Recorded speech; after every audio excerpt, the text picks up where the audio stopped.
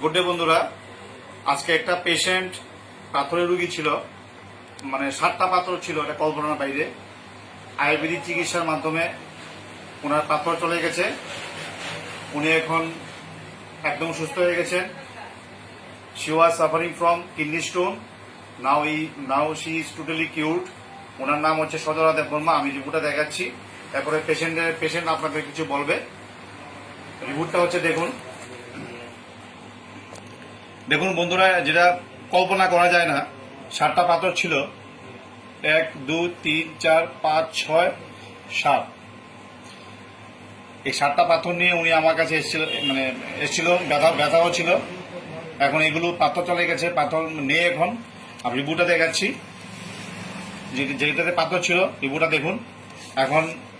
এখন হয়ে গেছে নর্মাল স্টাডি, মানে পাথর নেই। তো বন্ধুরা, পেশেন্ট কিছু বলবে কক ভাষায়। হ্যাঁ, বলুন।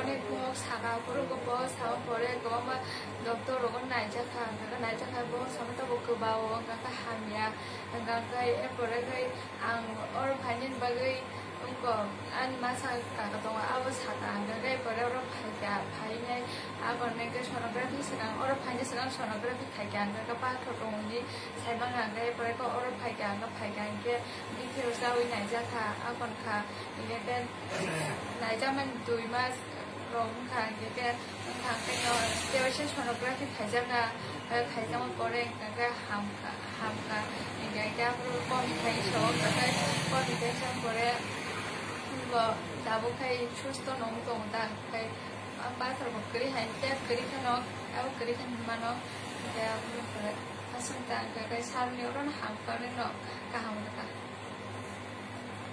তো বন্ধুরা, যারা পাথরের সমস্যায় ভুগছেন অবশ্যই চিকিৎসা করুন, সুস্থ হবেন। নমস্কার।